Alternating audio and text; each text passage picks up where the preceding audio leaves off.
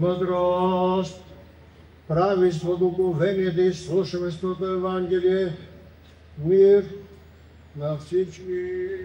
И на Твоя дух. Ще се чете и Светото Евангелие от свети евангелист Иоанн. Слава Тебе, Господи, слава Тебе.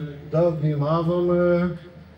В онова време Исус възлезе в Иерусалим, а в Иерусалим при овчи порти се намира капалня, по-еврейски нарича Ветезда, която има 5 притвора.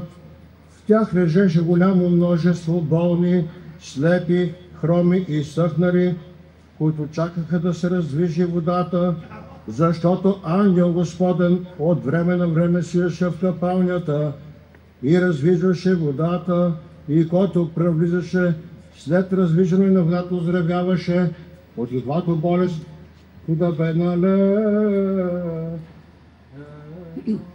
Слава Тебе, Господи, слава Тебе.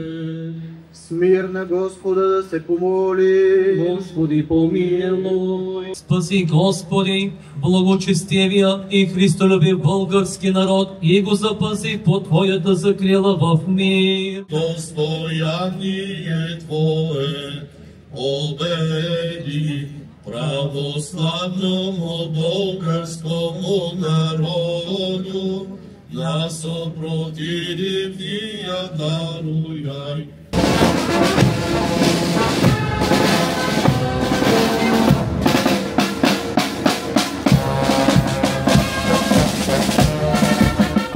Уважаеми госпожи и господа, тази година тържествено отбелязваме 147-та годишнина от освобождението на Белово и Беловския край от турско робство. В мразовитата утрин на 14 януари 1878 година, след 5 века подвисничество, опит за асимилация на нашия народ, посегателства върху българската религия, език и култура и смазване на българския дух, идва чаканата свобода.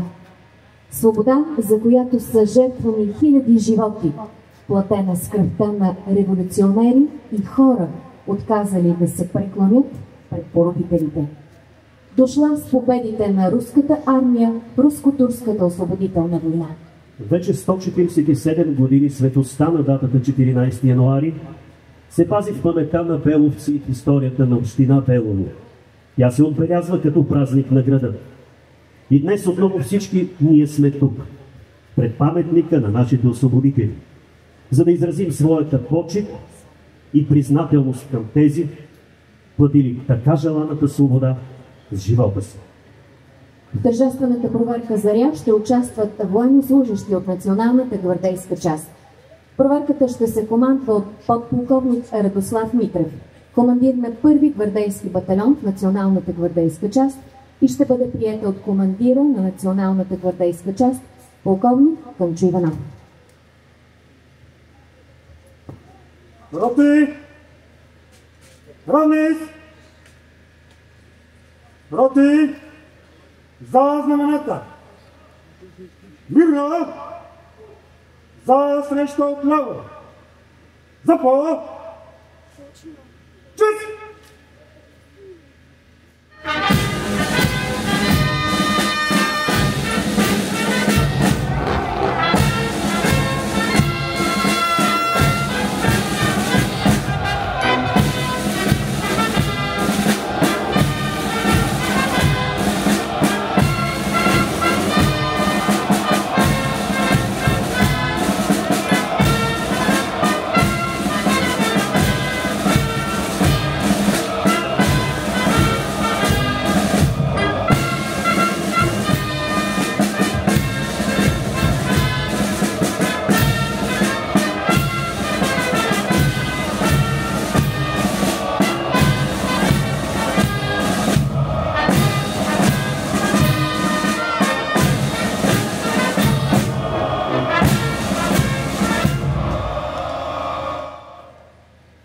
Роти!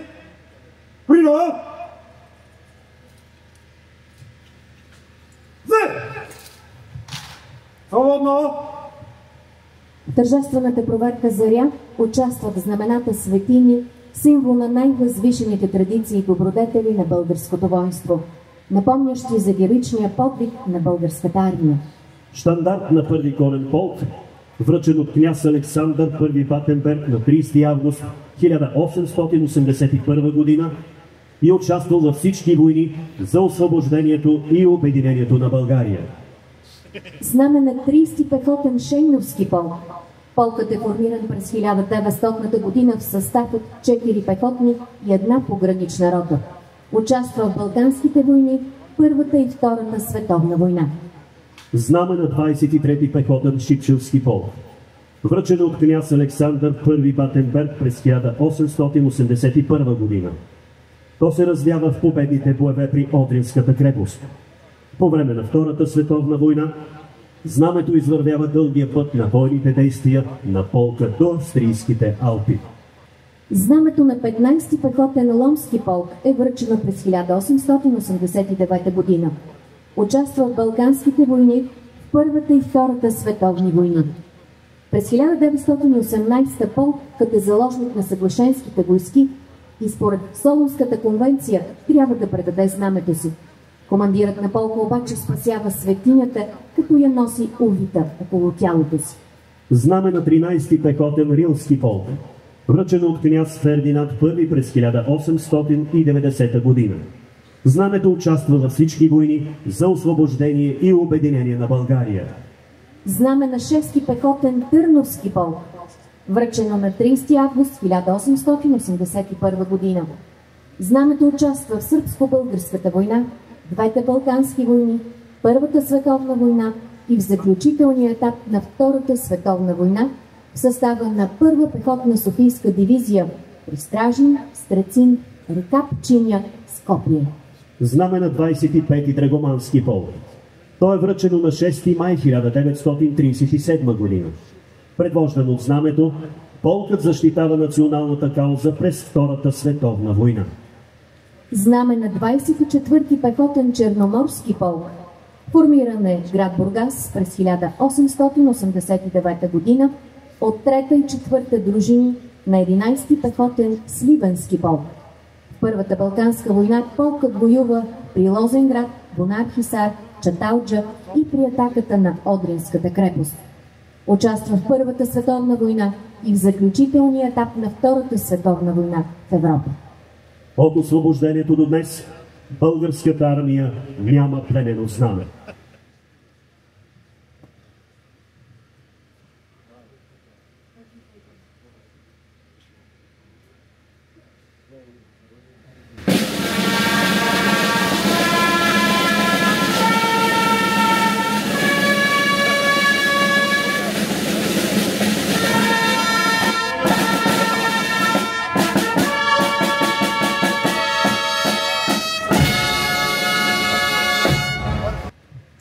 Господин полковник, представителните роти от националната корейска част за участие в тържествената проверка по случай 147-та годишнина от освобождението на Белово и Белския край от турско робство са построени.